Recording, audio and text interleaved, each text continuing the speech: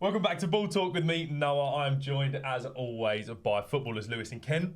We're going to look ahead to the 3 p.m. Saturday Arsenal versus Nottingham Forest game. But before we do, I like to start the show on a laugh. Yeah. Some comments. Yes. And this first one is a banger, by the way. It's between two people who are having a debate in our comment section. It's your father that should grow up. Did you know how many decisions that were against Arsenal that same year? If you don't stop your nonsense, I promise God will punish you. Which is crazy, by the way. God will punish you. God will punish you. You can't put that on someone, can you? Deep very quickly. It did, didn't it? It's just football. Calm down. It's good. We need to put a disclaimer in our thing. Just be friends. Yeah, it's all good. Yeah. It's all good. I like this one on TikTok. This was about who would get in to the England team. Man said no for Haaland, then yes for Fernandes. Spot the Man U fan. Can you spot Man U? Nah, I saw that comment though, to be fair. Yeah. BS. Spot the Man U fan. Lucas said wing backs, end of conversation. What, wing backs for the fittest? Yeah. Bears. I think we can have a conversation about it, can't we? Yeah. I think we're all right. Someone said on the how many goals would you score for Man City? Someone said 10. If that's not Ollie Watkins commenting, then maybe it's Ollie Watkins' burner. Yeah. It could be. Right, we'll leave some of them. We're going to get into some follow-up questions at the end. But let's talk on international break. Thank goodness that is over, right? Yeah. Till March. Did you watch the games? I watched a bit of England-Ireland, but I watched about half hour of England-Ireland. I saw a few goals in and I realised just the worst, isn't it? I just couldn't really be bothered to watch it. Like Ireland were very poor. England, it was pretty easy. Everyone was just sort of doing their own thing, having a laugh. I think the most I took an interest in it is that Arsenal players didn't go, which is a good thing. And I think injuries is a good place to start. Declan Rice didn't go. Bukayo Saka didn't go. Odegaard might be back. Trossard went off injured. Calafiori might be back. How are we feeling about our injuries now?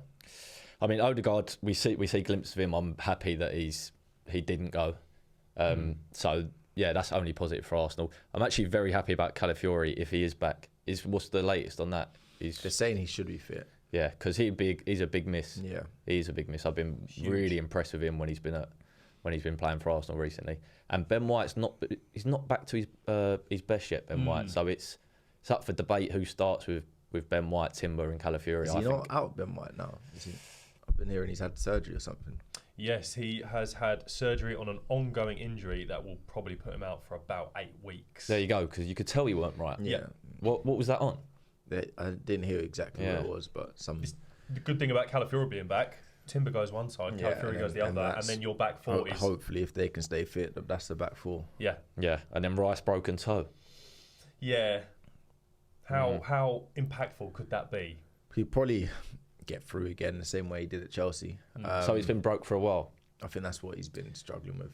Yeah. It needs to come to a point though where is it going to heal without him? Does he have to give it a few weeks so he can heal properly, or does he just keep playing every game at 80%? Don't know. The international break, I assume they would have figured out what's going to happen. Yeah, and we'll see. We've got a few days left until we play. We're going to get updates as we go. Yeah. Arsenal's last 4 Premier League results: Chelsea 1-1, lost to Newcastle 1-0, Liverpool 2-2, lost to Bournemouth 2-0. You going into this confident? I mean, I'm only confident because Arsenal are at home to Nottingham Forest. Okay. If we were away, I wouldn't be as confident because our results, they've been getting better the last few games. Like we said, a draw to Chelsea isn't the worst result, is it? Chelsea are a good on-form team.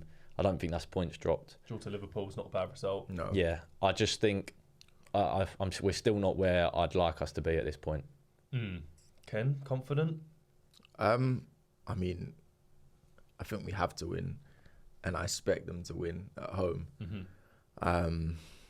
Like we haven't been at our best but the fact that we haven't won in 4 makes it seem worse. Because, like you said, the point away at Chelsea isn't bad. You know, Chelsea are now a very decent, organised team, so there's no problem with that. And again, with Liverpool, it's the same. It's the losses to Bournemouth and Newcastle in between. And if you want to break them down, the loss to Bournemouth can be explained as well. There's reasons for it. Yeah, with the red card.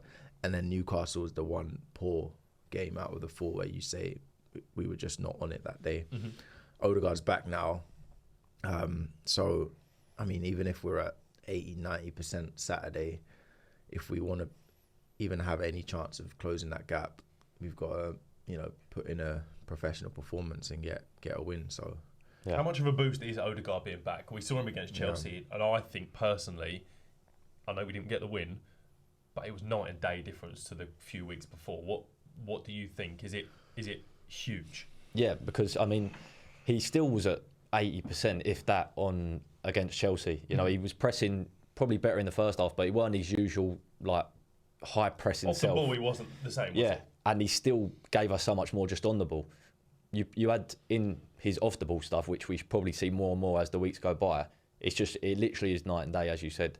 We have no one to link up really with Saka, with Ben White when he's not there. There's no replacement, even in terms of style. Ranieri's probably the next one, and he's never played there he's never started there, has he? So, so no, it's the key thing now is keeping him fit, keeping him and Saka fit. That's what we need to focus on. They're the two, aren't they? Is this game a must-win? 9 points behind Liverpool, 4 behind City. If we lose this, and let's say Liverpool win, is it game over? I would say so. Yeah. I would say so. I think you can't just keep... Whatever Liverpool do, you can't keep dropping points and hoping that they drop points too. City have done us huge favours in terms of their recent run. I don't expect that to carry on forever. Liverpool, again, you said last week, there's hopes that they might start dropping points or whatever. But if you're going to want to close that gap, we need to go on a proper run now. And we've had our blip the last 4 games. We've had 2 points from 4 games. That's, not great form. We've got to turn that around. So, I mean, it's no disrespect to Nottingham Forest. I think they're a decent team. But if you want to win the title, especially from 9 points behind, these are games you have to be winning. Yeah, we've said we expect Liverpool to drop off, and Man City aren't playing their best football. So maybe going through this little blip that we have done, little poor run in form, hasn't affected us as much. But we all said there'll come a point in time where we need to start winning. And for me, this game is a must-win. We can't lose this game. I think a draw would be a problem as well. Yeah, we need to win it. Yeah, I think it's a must-win game. And I completely agree. It's time to touch on our opponents, though, because, like you say, it's Nottingham Forest. We should win. They are having a very good season. I mean, they are 5th, 6th in the league table, same points as us. Are they not higher up, or did they drop down then? No, they've dropped down a bit. Yeah. Okay. They're having a good season. Yeah, and most of I'm pretty sure I'm right in this, but most of their wins have come from away. Away win. They seem to be better away than they are at home. Pretty good away, yeah. Chris Wood just seems to be on fire for some reason. Just seems to score every time he shoots. Yeah. So, yeah, it's not as easy as it looks on paper, and I think everyone in the league is starting to understand that about Forest now. Yeah, I think you've got to start taking them seriously. I'm going to the game, very excited. When the tickets came through about 6 weeks ago, I thought, brilliant, can't wait to watch 3 points. Yeah. Now I'm nervous because it is, whether we should win it or not, it's a tough game. I mean, their past 5 results: lost to Newcastle, beat West Ham, Leicester, Palace, and drew to Chelsea. We also know that Liverpool's only loss this season comes against Nottingham Forest. Does it make you more nervous? It does, but seeing that Newcastle result, Newcastle, I know they beat us, but I wasn't impressed with Newcastle in their last few games before that. Against Chelsea, I thought they were poor. So the fact Newcastle have turned them over, I'm pretty sure that was at Nottingham Forest as well. I don't know, that gives me a bit more confidence of us beating them. Yeah, I mean, they're having a great season, and I think they will overachieve this season in terms of what people probably expected them to maybe just about survive. I think they'll be all right this season, but I mean, even that list of wins, Newcastle and Chelsea are obviously 2 tougher games.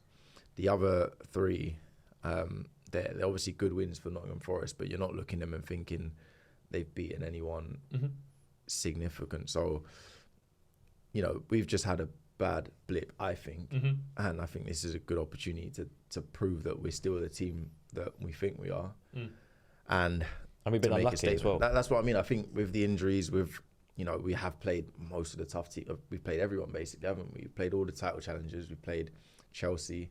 We haven't played United yet. We've played Spurs. So, we've for the run of games we've had, I'd say we've been a bit unlucky. And if we want to prove that we've been unlucky as opposed to just not very good, we have to win Saturday. This is the turning point. Yeah. And I think I don't want to eat my words, but I think they will win if they turn up anywhere near sort of some of the performances we put in earlier in the season. Yeah. And they've had the same results as us. They've had 5 wins, 4 draws, 2 losses. The only difference is we've got 1 more goal on goal difference. How's that happened? How have we only got 1 more goal than Nottingham Forest? I don't mean these. Well, they've been on flames. They've got a striker who's second top scorer in the league. Is he the most dangerous player? I wouldn't say the most dangerous, but like when you're talking about the goals scored, if your striker's on 7 goals, who is their most dangerous? If it's not him, for me, it is him. Do you think? Yeah, I think he's not someone you think right. We've got. No, if you limit his chances, you'll be all right. Yeah, that's why I don't say. He's not going to control the game or cause threats. You know, he's not going to be a threat throughout the whole game. Like every 5-10 minutes, he's causing us problems. He's going to be like, right, he's popped up here, got a chance and scored. I think that's created by one of their danger men. Yeah, like the likes of Anthony Langer, Hudson-Odoi, Gibbs White. It's a good team. I think it is a good team, man. Who's their keeper? I'm not sure. Can't remember. Oh, I can't remember who their keeper is, but I remember thinking he was at an unreal game. They're not a joke, and we're talking about dangerous players. And the reason I think Chris Wood's a dangerous player is because he's on fire, and I think anyone who is on ridiculous form is a dangerous player. Yeah, of course. The man finishes every single thing on his plate, and I would hope that Saliba Gabriel can keep him quiet because he's probably a striker that they like to play against. He's not going to dribble them, turn them. He's going to be physical, and look, that's their best attribute, being physical. How do we win this game? It's a good question. I don't think we have to do too much different as long as we've got the players, our better players fit and ready to go. That is really it. And I think the key to that is obviously the back 4. As long as we've got Calafiori and Timber in and around that, I think we'll be fine. And then Odegaard and Saka, as long as them 2 are firing and fit, I think we'll win the game. Yeah, I agree. I think. And no Marina. Havertz had a good week, didn't he? With Germany, didn't he? So if he can bring any of that confidence back, that would be good. With Odegaard, Odegaard should be better than he was at Chelsea. You know, he's had a couple of weeks now to keep training and getting fitter and stuff. He's had 90 minutes under his belt as well. Saka's had a rest, so we spoke about Martinelli's goal the other week, hopefully giving him confidence. So I don't think there's any reason for them to be. Obviously, the run hasn't been great, but they should still be coming into this game thinking, we're good enough to perform. And anytime we've performed, we've pretty much won over the last couple of years. I think the games we've dropped points in, we haven't been at our best. So if they can get back to that free-flowing football that we know they can play, I think we'll be all right. I don't think Arteta would allow another loss.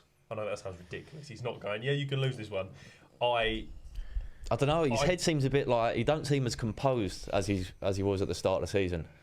I don't think you would be after some of these. No, you wouldn't. No, of course. But I think, like you say, Odegaard back, Saka fit, Calafiori back, Timber fit, Saliba Gabriel, your most important players, if they're fit and we've had a break after a poor run, I think can only go well for us. I think at home as well. At home, massive.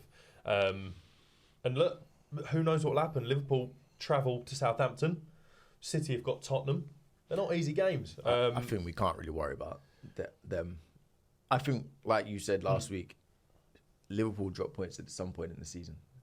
So, and whether that's going to be this weekend, you're not hate watching them. No, I'm not. No, there's not. You're 9 points behind. Every game is a must-win for us. Yeah, now, I think at least until Christmas, and then see where you're at. For a while, yeah. Until and the then gaps go back close. to Dubai for a week. Until the gaps close. They will do that. Because if Liverpool drop points and we drop points, that's one game less to play where we've not closed the gap. Still 9 points. So it's just about win the game. If they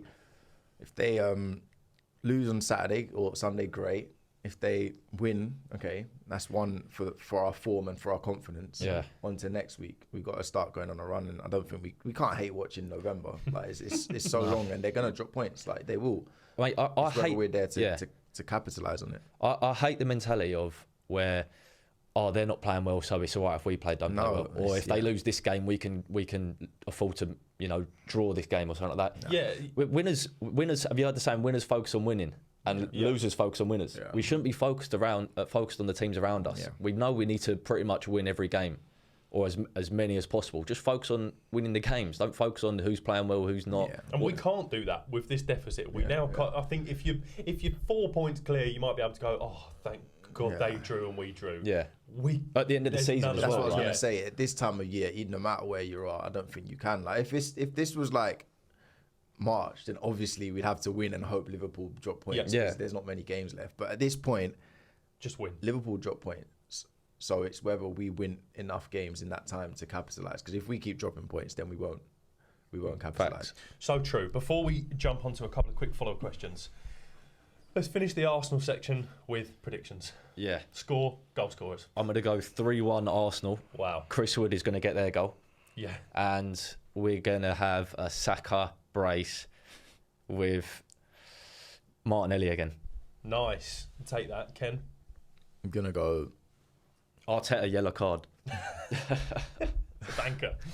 Going to go 2-0 Arsenal. Yep. 2-0 Arsenal. I was going to say the same. If those four are fit as the fullbacks on top of the centre halves, we have to go back to being hard to score against. I think we can see there were way too many this year, and that was a big strength last year. And I'm sure Arteta will be sort of trying to hammer that down as well. So if we can get a clean sheet, we'll score at home. I think 2-0, it will be a reasonable. Be a great result. Be a great result. Any goal scorers? Gonna go Saka. He's had a good rest now, so I'm expecting some stuff from him. And then I'll go Odegaard. Nice. What are you saying? Home debut back. I'm going 2-0, and I'm going Martinelli and Havertz. Going a bit different. Martinelli, let's see if the confidence is there. To get another one. And hopefully we get the win. But as I said, before we round off, follow-up questions. Yeah. Second favourite team, not the team you support. So you can't say Arsenal. Who's your second favourite team? Mine it probably has to be Crystal Palace, just because I've been there for about 16 years. That's fair. And I've played for them for 15 years. So Crystal Palace for me. I've watched them loads as well. So. End of last season, I think they were everyone's favourite second team, weren't they? Yeah, I mean, the drop off has been mad. I think everyone expected them to maintain that form they had at the back end of last year. But I don't think it's... I can see them climbing back. Like, they've started to look better in recent weeks. Yeah. So hopefully they do well. Agreed. Ken, second favourite team? It's a tough question. I mean, what, in England or anywhere? Go England. Go England, yeah. Make it harder. Be controversial, probably say Chelsea. Wow. No. Wow. Controversial, I know. I've had a... Clip that, guys, clip that. Arsenal fans' second favourite team is Chelsea. Tell us why. Been to a few Chelsea games. Yeah. And I think it's if I take my Arsenal hat off, it's a cool club in London. So. That's a non-biased king, that is. Yeah. I like that. I hate Chelsea. I hate Chelsea, man. So. Who's yours? I've always quite liked Brighton. I think it's a nice place. I like going to Brighton. I'd like a club by the sea, and their scouting, their transfers, which is for me one of the most exciting things in football, is impeccable. So I just like following their business side of it. Yeah, okay. And second question, who's your favourite player ever to watch? No Ronaldo, no Messi. Ever to watch? Yes. Mine is Busquets. He's probably my favourite player of all time, including Messi and Ronaldo, just to watch.